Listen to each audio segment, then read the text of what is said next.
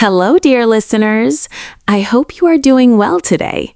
Before we begin, I want you to think about the last person you expected to fall in love with.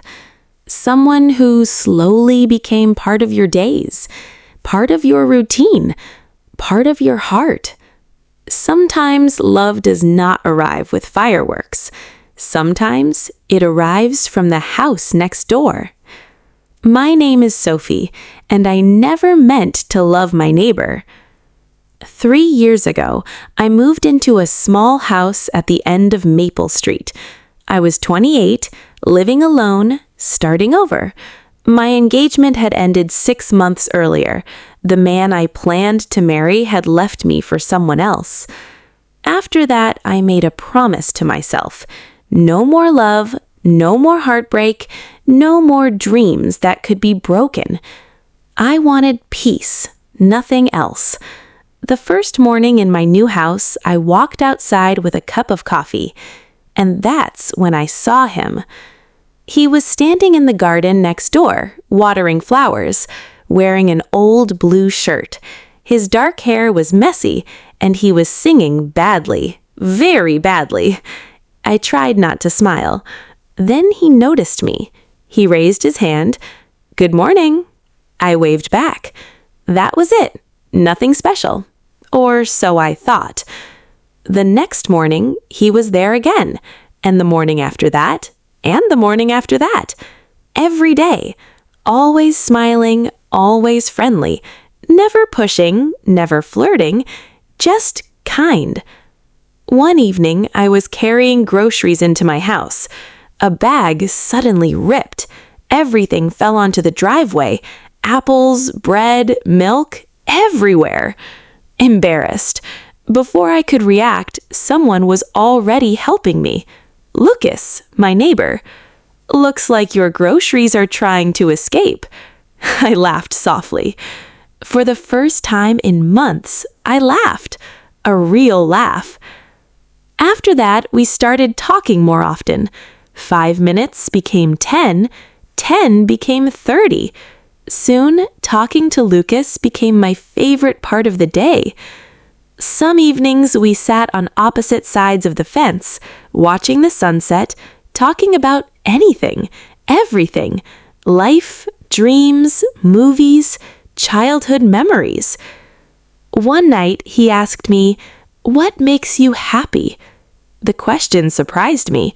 Nobody had asked me that in years. I thought for a moment, then I said, "Right now?" Lucas smiled. "Yes." I looked at him, then quickly looked away.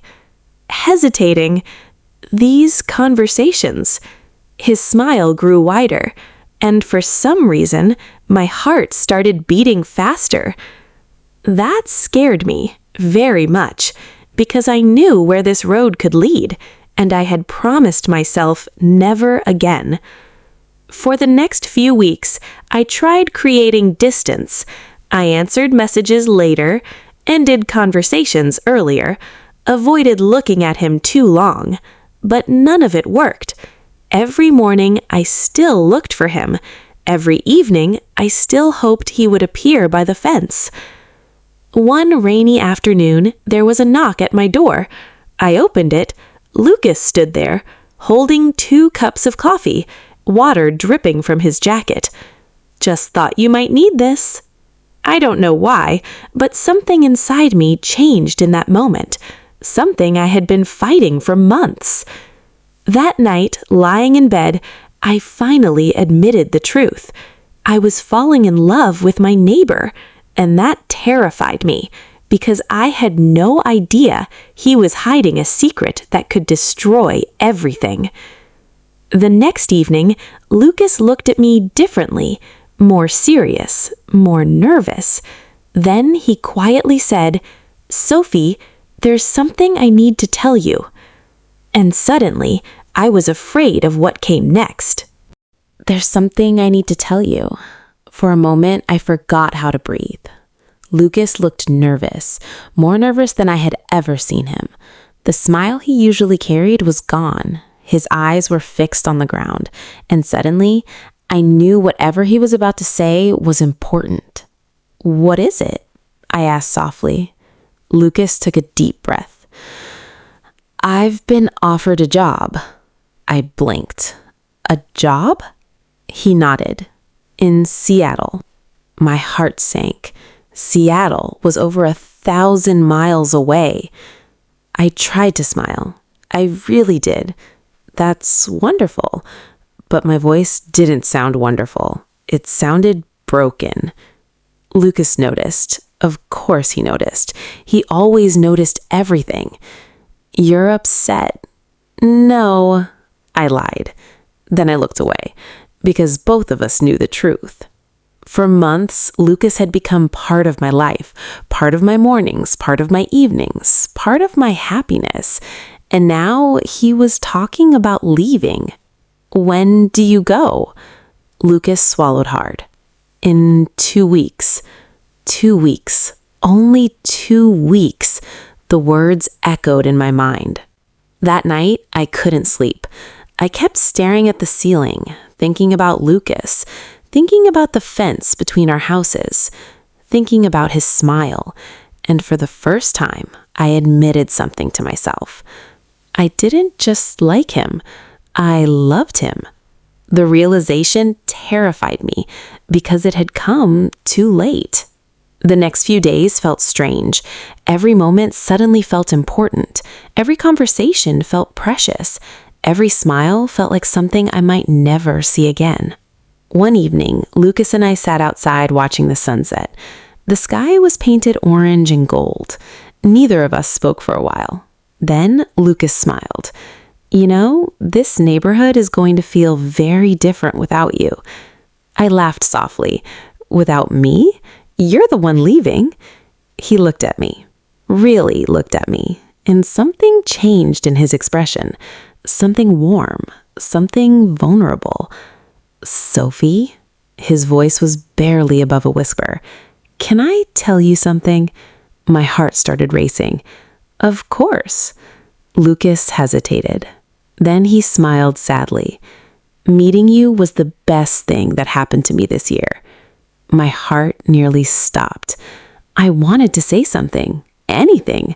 I wanted to tell him the truth, tell him how much he meant to me, tell him I loved him. But fear held me back, the same fear that had protected me for years. So I stayed silent, and that silence became my biggest mistake. Pause.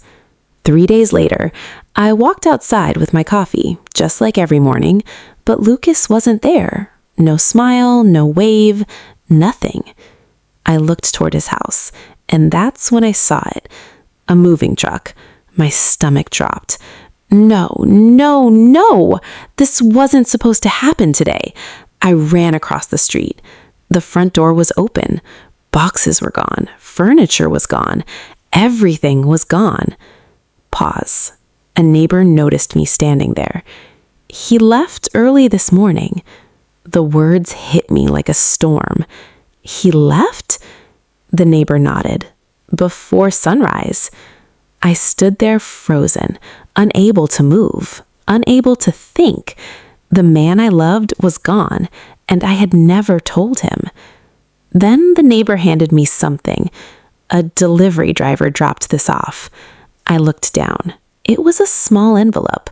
My name was written on the front, in Lucas's handwriting. My hands trembled as I opened it. Inside was a letter that would change everything. To be continued. My hands trembled as I opened the letter. The paper felt cold. For a second, I was afraid to read it. Then I unfolded it and saw Lucas's handwriting. "Sophie, if you're reading this, then I've already left.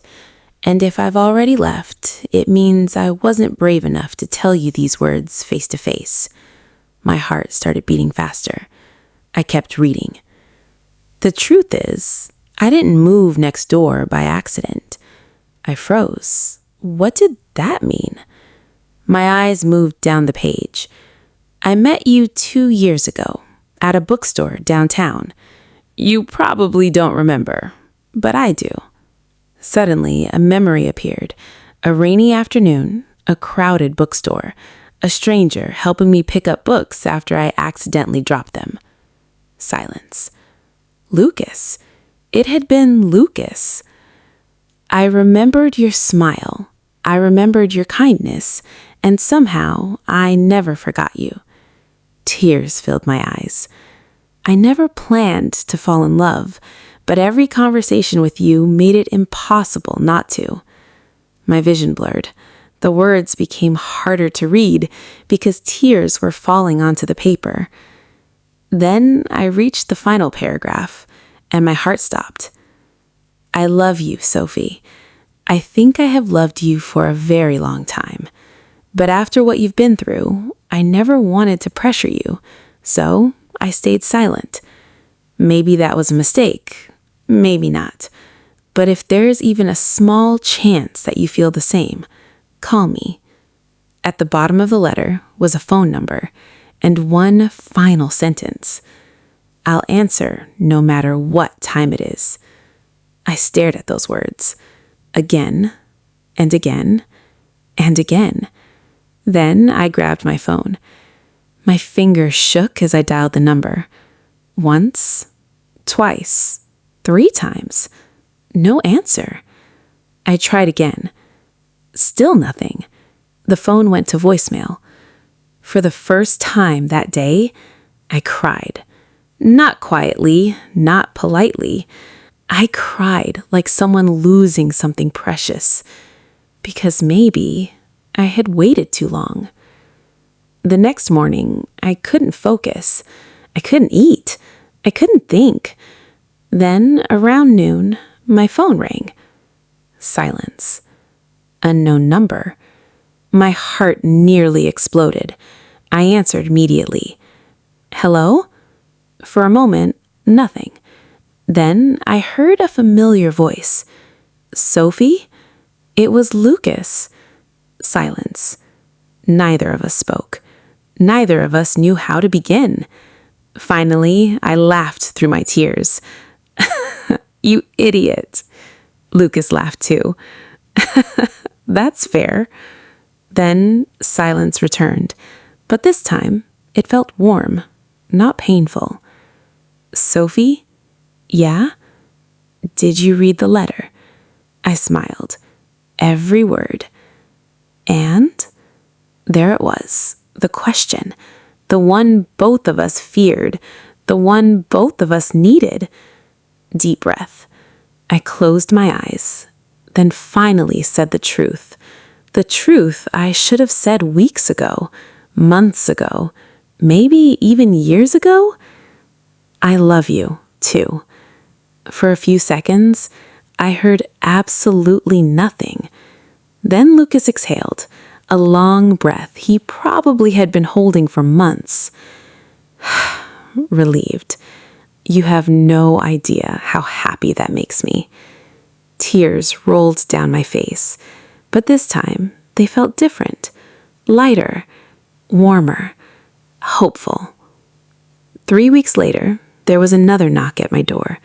My heart already knew. I opened it, and there he was, Lucas, standing exactly where I had imagined him. I smiled softly. For a moment, neither of us moved, neither of us spoke, because some moments are too important for words. Then Lucas stepped forward, gently, slowly, and held my hand. The same hand that had carried coffee cups across a fence, the same hand he wanted to hold for months. Softly, I couldn't stay away. I laughed, a real laugh, the kind that comes from happiness. Good, because neither could I. That evening, we sat beside the fence where everything began, watching the sunset, just like before. Only now, nothing was hidden. No fear, no secrets, no unfinished words. Silence. Lucas looked at me, then smiled. You know, you were supposed to be my neighbor. I smiled back. And? His eyes softened. Instead, You became my favorite person. My heart felt full, completely full, for the first time in years. People often think love arrives in a dramatic moment, a grand gesture, a perfect scene. But sometimes love arrives quietly, one conversation at a time, one smile at a time, one morning at a time. Silence. My name is Sophie, and I never meant to love my neighbor. But sometimes the best things in life are the things we never planned. The end.